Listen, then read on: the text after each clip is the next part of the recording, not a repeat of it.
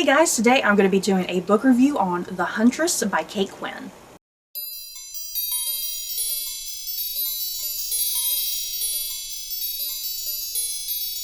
The Huntress by Quinn primarily takes place after World War II, following a group of people who team up to track down a notorious female Nazi who went by the name The Huntress. First is Nina Markova, a pilot who was part of the infamous Night Witches, who had a face-to-face encounter with the Huntress. Next is Ian Graham and Tony Rodomovsky, Nazi hunters after the Huntress. And then there's 17-year-old Jordan McBride living in Boston who suspects her new stepmother of hiding a dangerous past. Together, this group of people eventually enter each other's lives, all with the common purpose of unveiling a criminal to the world. Oh my god, you guys. Oh wow.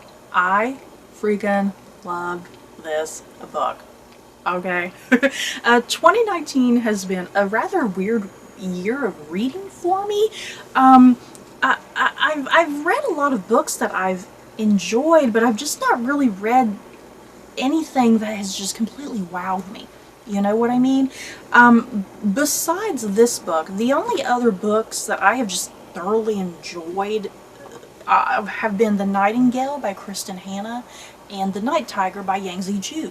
Those books are definitely going to easily be in like my top 10 favorites for sure. Probably the top 5.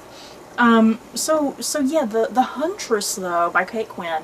I think right now this is in the lead. This book is in the lead for my favorite book of the year so far.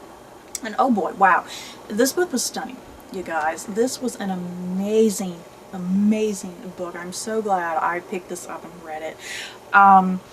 There's a lot going on in this book, you guys. There is a lot.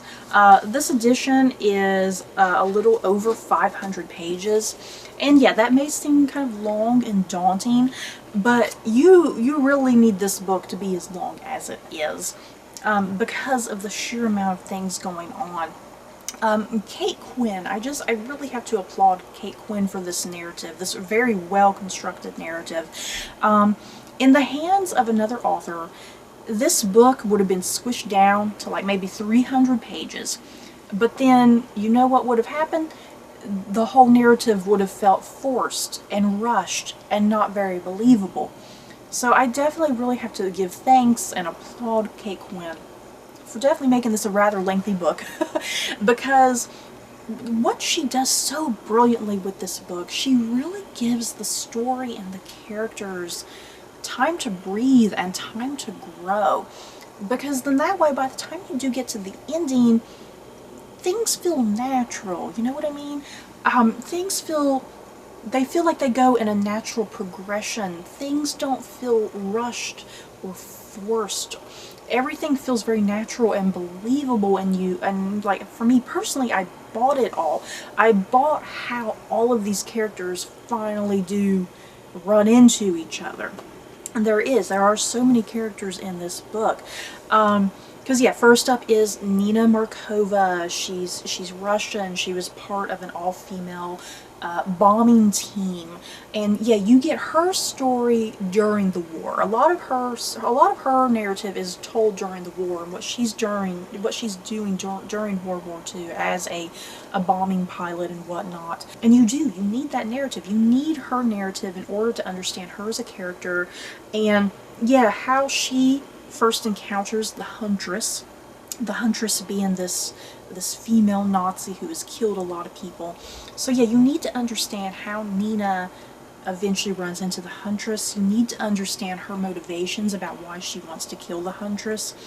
And then, so yeah, her stuff, like I said, a lot of her stuff primarily takes place during the war, but you do see her in like the 1950s portion of this book, obviously. So that kind of leads into the characters of Ian Graham and Tony Rodomovsky, if I'm pronouncing his name correctly. Ian is a reporter. Nina, in the 1950s, Nina is actually his wife. But yeah, they're not like husband-wife in the traditional sense. They kind of just married for convenience more than anything. And then yeah, Tony is Ian's partner. They're both Nazi hunters, and so yeah, Ian and Tony obviously being Nazi hunters. They're after the Huntress. Ian has his own agenda why he personally is after the Huntress, because the Huntress has killed his brother in the past. So of course, Ian and Tony team up to take down the Huntress. Obviously there's Nina in the picture. So that's kind of that group of characters coming together with this common purpose.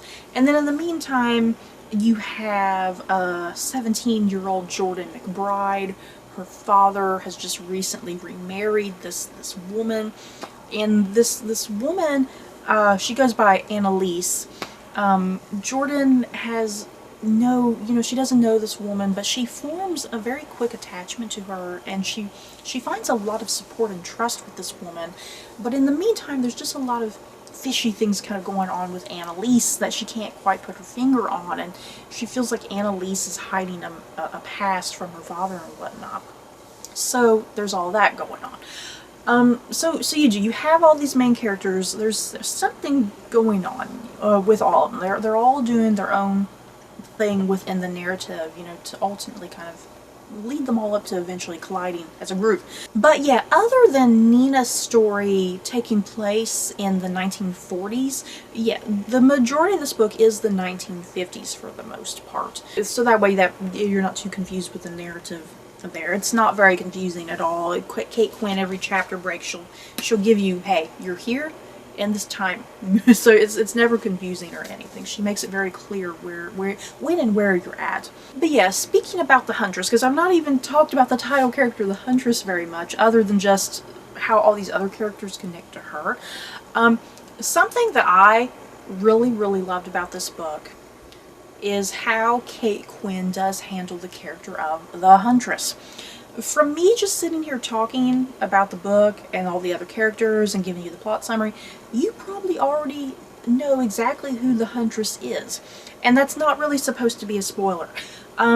Kate Quinn, she doesn't wrap up the character of the Huntress as some sort of enigmatic figure, you know what I mean? She wants you, the reader, to be very aware and clear who the Huntress is at the very beginning of this book. The Huntress isn't some sort of mystery, and I like that, because I think, me as a reader personally, if it had reached the halfway point of the book and Kate Quinn threw in some sort of crazy twist and the Huntress isn't who you thought it was all along, it's actually somebody else, I think, me the reader, I would have been kind of irritated and pissed off about that. I really just appreciated that Kate Quinn, she lets you know right off the bat who the Huntress is. That way, you get that build-up of her as a character. She is the primary villain of this book. And that way you get to know her as a villain rather than her being introduced at the end of the book. Rather than the villain coming in at the end of the day to mess everything up. You get to know the Huntress as a person as well, not only as the villain. She doesn't remain this mystery or anything, and I really liked that. You get that build-up of various different relationships, and you get to understand her as a character, and it just makes so much more sense in this narrative, and I really, really appreciated that. Because yeah, with any other book, a lot of times you get the villain, they pop in and out of there, they're kind of rarely there, and then they mostly just pop up at the end out of convenience for the plot more than anything. Yeah, the Huntress in this book, the Huntress is not a plot convenience, she is a character as well. And another thing you might enjoy about this book, especially, this is what I enjoyed about the book, this book, it's the aftermath of World War II primarily, and the book focuses a lot on kind of the xenophobia, not just in America, but just the whole world, I suppose. But yeah, primarily America more than anything, focusing on the xenophobia present after World War II. Because obviously Germans, there's a lot of German characters in this book. A lot of the German characters are kind of looked at like, oh my god, were they a criminal? Were they a camp guard? Did they kill Jewish people? Were they a Nazi? Anybody with a German accent in this book is immediately kind of looked at funny, But there's kind of that lingering thing, well, they might not have been a bad person. They might have just been an everyday German person, you know, and they've immigrated here to get away, you know. So there's kind of that whole thing, like with German people, are, is this a good person, is this a bad person? But yeah, the automatic assumption is, oh, they were part of the Nazi party, you know. So there's kind of that present in the book, with anybody with a German accent.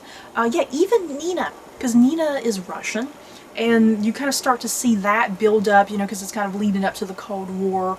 And yeah, Nina with her Russian accent, and yeah, her and Ian go to a bar at one point. They stop at a bar, and she's sitting there speaking with her Russian accent, and yeah, these men at the bar, they pick a fight, and they start beating up Nina and Ian just because she has a Russian accent. So yeah, xenophobia present right there.